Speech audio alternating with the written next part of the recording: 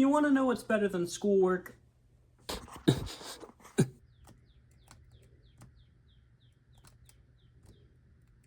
Gladihoppers. So I decided to make something from it. So, to start doing this, I obviously begin mixing all of the colors that I'm going to need throughout this journey. Of course, I need grays, tans, and browns, and mostly I need an armature, which I usually make out of some paper clips and aluminum foil. This paper clip then gets bent extremely out of shape into a shape that looks generally like a body with a leg, a little hip area, a torso, and an arm, and duplicated over to another paper clip and connected at the torso area with some aluminum foil.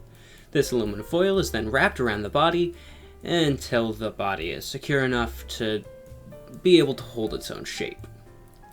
For this project, I make two different armatures because I'm making two people, and I don't want either of them to fall apart horribly. This is just reinforcing the armature with some more aluminum foil, and then pinching all of the wire in both the arms and the legs in order to make a specific shape that I want. In this specific scenario, I didn't make any changes to the legs. However, if I were to do it again, I would have likely made some alteration to the leg armature to make it just more dynamic pose than standing still. But right here I have two hands swung overhead holding a long metal rod. This then gets covered in a base layer of some tan. Then I cover the legs in some more tan, and then the other leg in some more tan.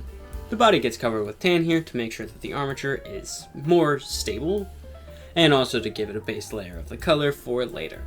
After this, I add in the feet, because these characters do actually have feet. However, I will not be making them too detailed since I am not a freak. These feet then get blended into the base layer of the legs, and then little knees get pinched into the armature where knees should go. After I have the knees done, I can stop working on the legs as they are basically done and begin my work on the body. To start with the body, I add the pectoral muscles and then blend them into the rest of the body to look at it I didn't just slap a bunch of fake muscles on there. They're regal. Trust me, bro. So after all of these get blended in, and the center is blended in, I re-add a little indent in between the two in order to get that common shape that's seen a lot.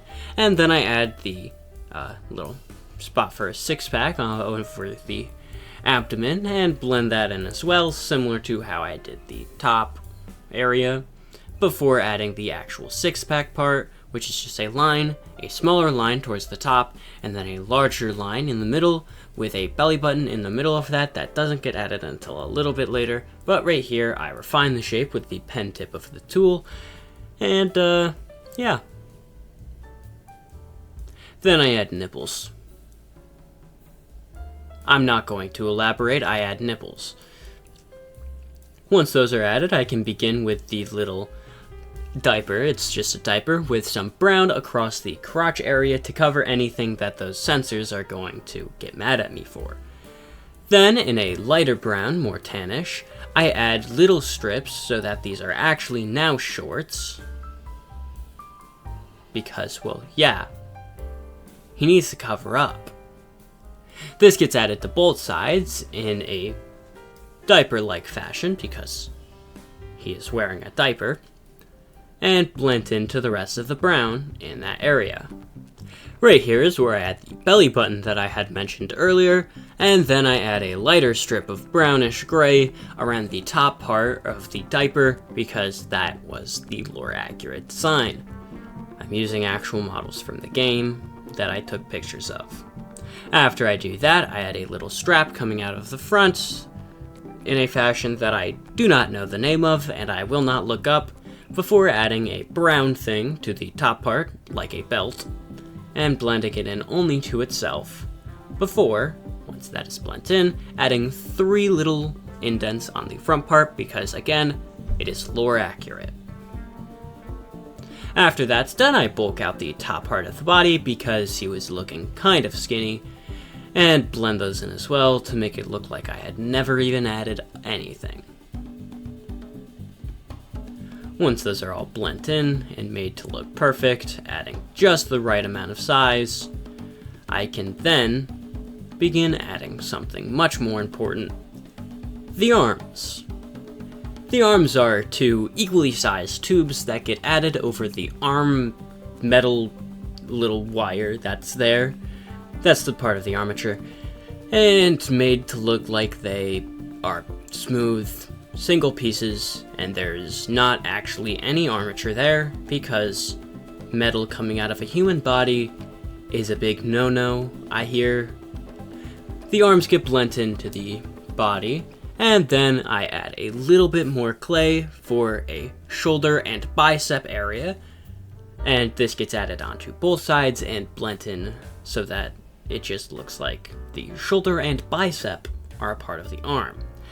I also add some elbows here, the elbows of the arms, which are just elbows. Once the elbows are added on both arms, I can then work on continuing to smooth out the entirety of the arm before adding this Axeman's weapon, the axe. I start with a brown handle before adding some gray for the axe head. I then add the pointy back part, and after I add the pointy back part, I of course add the axe head itself. This axe head is the head of the axe and gets placed on the head of the axe, where it's then held by the guy before I add some hands. The hands in this case are just some small balls before they end up becoming hand-shaped, and a thumb is pinched out of the ball. These hands are then blent into the wrist area so that there's no seam whatsoever, and they look like hands. You see, that's a common factor with all of my projects. Right here is where I add the head, as well as a neck, because, well, what is a head without a neck when a person has a neck and a head? The neck gets blent into the shoulder area, where a neck should go, before I then begin working on the design of the face. With the head now correctly positioned, I can begin work on hair. The hair is a light brown, meant to be shaven. However, yeah, it just looks like small hair with a little itty-bitty baby haircut.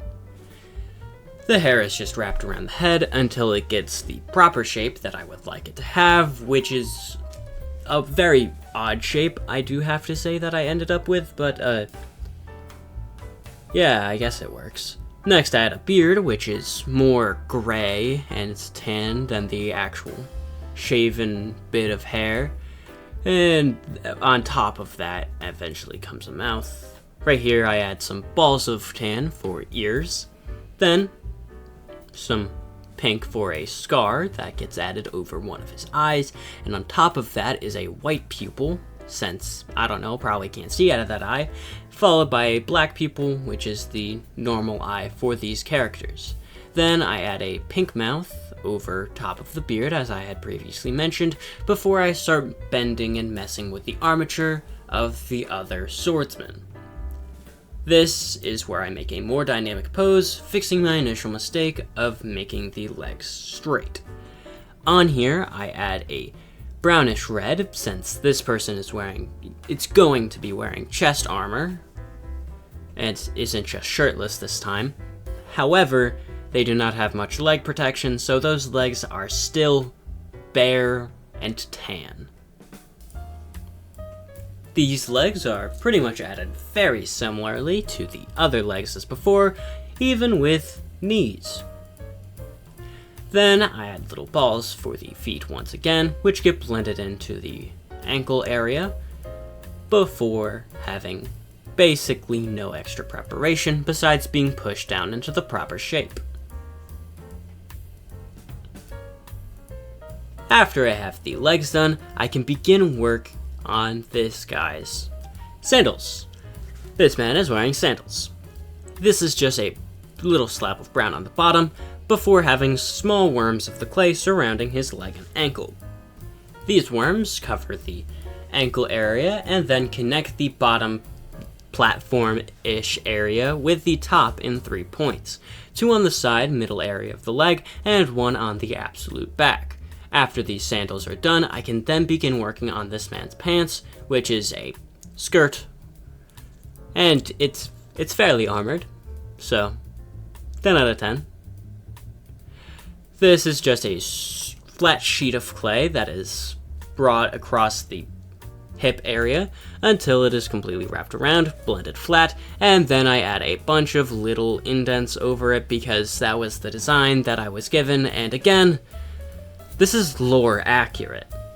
After that, I then bake it and bend the arms into shape, making it exactly how I want to in the most dynamic pose I possibly can, because this guy needs to be dynamic as possible to fix the stiff pose of the first one.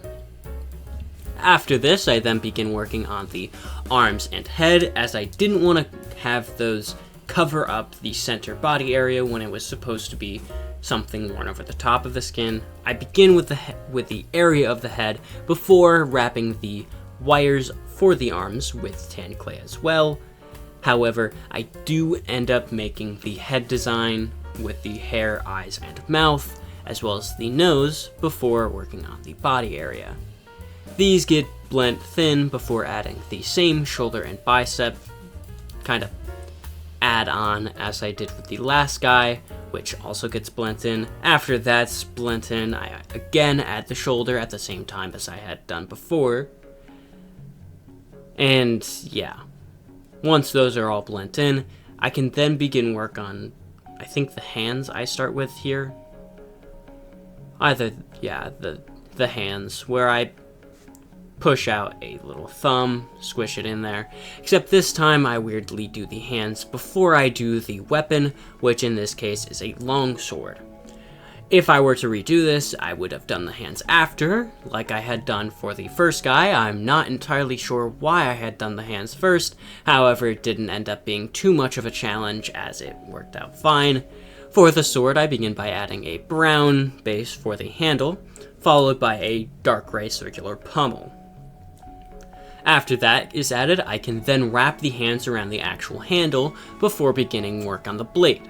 The blade is a medium-ish gray, more light, that is then flattened and put to a singular point in that shape, before I add a handle, or a handguard out of a slightly lighter gray that is just a rectangle wrapped around the space between the handle and the blade.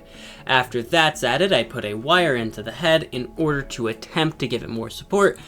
It did not work, and then I begin work on the actual design of the head. This is beginning with the side of the hair out of that same color as before, adding the ears, and then out of a very dark brown, I add some little puffs of hair at the top. Once that top hair is added, I can then begin work on the eyes, nose, and mouth. I begin with the two dark black pupils for the eyes. Then, after the eyes, I then add a quick little mouth, which is it's just pink. And then I squish on a little nose out of a more flesh-toned pink. And then once I have that done, I can once again work on the armored chest area that I had. Oh yeah, here's where the head completely falls off. And I just continue work on the armored area, first giving him the dark red shirt that is underneath the small plated armor. Once I have the shirt done, I add a slight indent across the bottom part of this in order to give him a belt. This is to make sure that the belt looks like it's actually supposed to be there and not just on top of it's not just on top. Then I add a belt buckle out of gray, followed by some straps in order for what the armor should theoretically be attached to, because again, this is lore accurate. The straps then also go across the shoulders, since I believe that to be lore accurate. And they all meet in the back. This was just in case I didn't add one to the back, but I did end up adding a bronze piece to the back. But it was still up for debate since the back half side of the fighter is never truly seen. Here is where I add the bronze plate to the back of the chest. And then here is where I add the wrist attachments that I don't know the name of and I'm not going to learn because that's not what you come to this channel for. And yeah, pretty much those are just added around the wrist, blend in to make sure it doesn't look like anything, and here's where I attach a wire directly into the head, well, directly into the neck area, because it didn't quite work so well before, so now I actually have to try.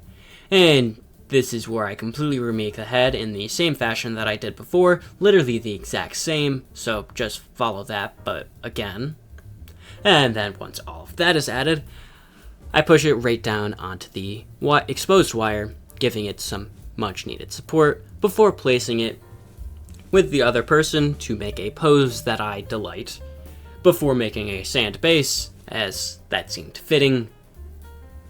And then with this sand color, smushing it down flat, and then once it's all flat and base-like, I can then place down my two fighters, my two gladiator opponents, my Gladihopper opponents, into the arena, making sure that all of them are stood somewhat flat with ground that they're actually stepping on.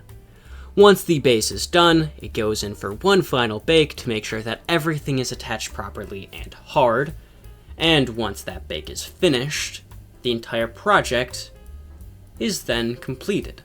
And with the project done,